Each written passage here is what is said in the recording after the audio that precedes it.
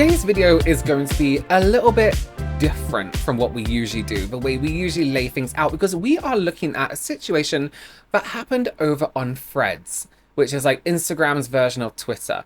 But it's actually just as gross as Twitter. Like, there's a lot of crazy people on Threads, a lot of incels, a lot of the usual like Twitter stuff you get. Everyone always tells me like, oh, you're gonna love Threads, go on Threads. I'm like, no, it's so bad. Last time I opened Threads, the first thing I saw was someone punching someone else in the head. So we are talking about this brand Cupshe, which sounds like a really fake, really bad like cosmetics brand on Amazon.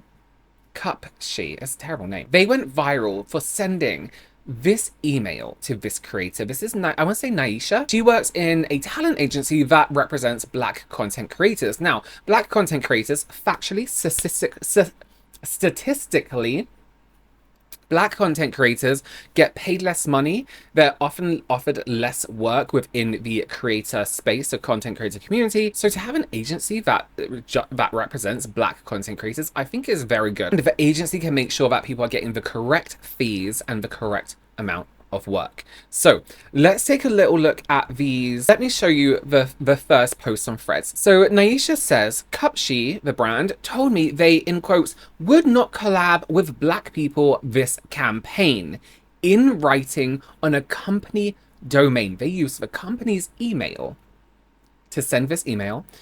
She goes on to say, I ran a talent agency. I pitched them on behalf of my creators. This was their response.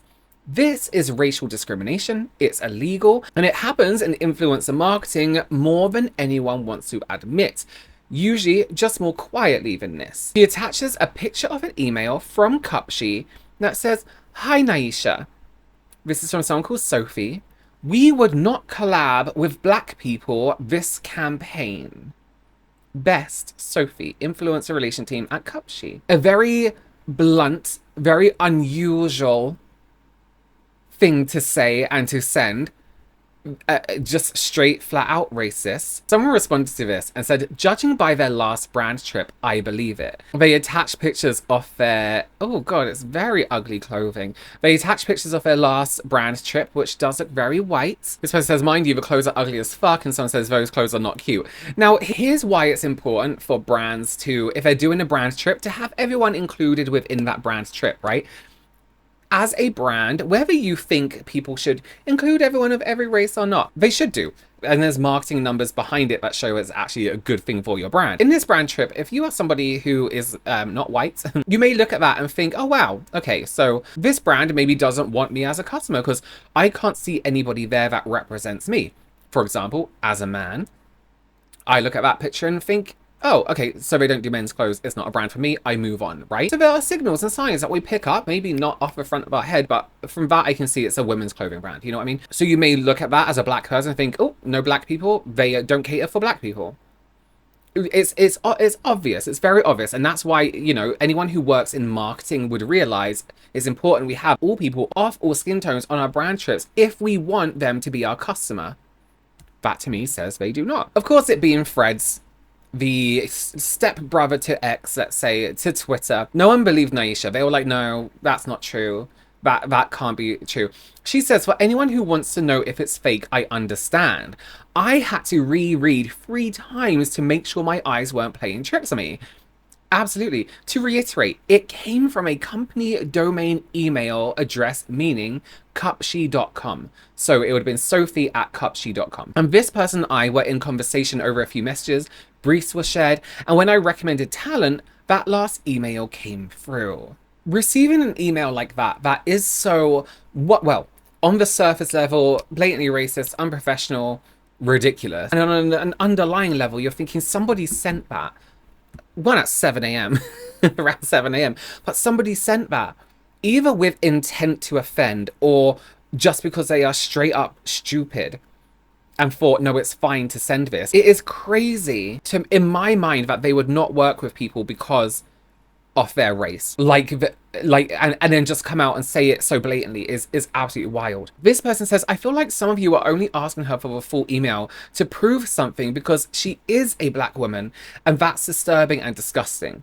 If she was of a different demographic, this wouldn't even be a discussion. Naisha says, sis, I know how the internet works. I didn't put her full email out there because I know that people would flood her emails and next I'd be accused of doxing her, which is very, very true. You know, people be like, you've given her email, although it is a public email. It's a public domain email. So Naisha actually got an email back. This is crazy. So she said, I made sure, so in her thread post, she said, I made sure to leave the email address visible this time. Of course, since they apologized anonymously from a shared email. Shake my head. What kind of apology is this with no name attached? And for the record, I did not email a soul from their team, not even Sophie. I let Frez and LinkedIn do the talking. So this is from a very vague email, partnership@cupshe.com, not the founder, nothing like that. It says, hi Naisha, thank you for bringing this to our attention. We are shocked and devastated to see this email. The message you received is not reflective of Cupshe, our values, or the way we partner with our creators. We cherish our relationships with our creators, and we sincerely apologize for the experience and any harm or frustration it may have caused. As a result, the employee responsible is no longer with the company. We have taken immediate action internally and are reviewing our process to ensure our standards are upheld moving forward. Again, we appreciate you bringing this to our attention. If you'd like to discuss this further, please don't hesitate to reach out. Best. Just best. She has this proof now, and this kind of made people back up on what they were saying. Somebody actually posted a pretty intense post about it. They took it down, but somebody caught the response. So a user called Miss Elena Milan made a post calling it out, saying it was fake, asking for more proof, asking like, this is a fake email, all this kind of stuff. Somebody screenshot the thread of it and it says she deleted her comments on this post, but she went at the original poster for not posting the full email and pretty much accused her of putting up a fake email without further verification. And now that there is, she has deleted her ugly comments and made an apology post. So in response to the apology we saw from Cupshe, this user, Miss Elena Milan, says boycott at Cupshe.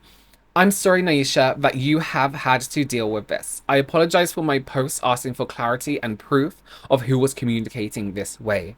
I hope you understand that my intention is just to understand who to be angry at, whether this was internal or PR. This is an irresponsible way for a brand to handle it. They should clarify who is responding and what their next steps are for that original person instead of being vague and anonymous. I deleted my post. This is a thing, right? If somebody is saying something like this, the best thing to do isn't suddenly to jump on it, be like, prove it, prove it, prove it. Just hang back. Hang back a week or two and wait for the proof to come out. This is what we do a lot here in this reaction channel. One, because I run out of time often, but sometimes we hang back and wait for the whole story. It's what I do on my main channel. We wait because in situations like this, something bad happens, somebody reacts. An apology comes out, which is terrible. A week later, a, in quotes, better apology comes out. And it goes on from there and then. You don't have a full story for a good 2 or 3 weeks. Watch this. That employee very boldly sent that email via a work email thread.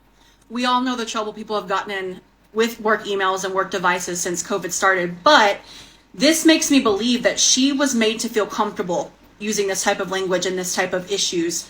And this blatant racism to other people via this work email. It makes me think that Cupshe probably has a climate and culture within their staff that this is acceptable and this is okay. And it's not. And then what even more reinforces that is that their apology email doesn't really do anything to mend that. It just states that this isn't a part of our values. This person's been terminated. Let us. She's 100% right. If you feel comfortable saying something like that within your brand, you know what your brand stands for. I mean, your brand as in you work for a brand. You know what they stand for.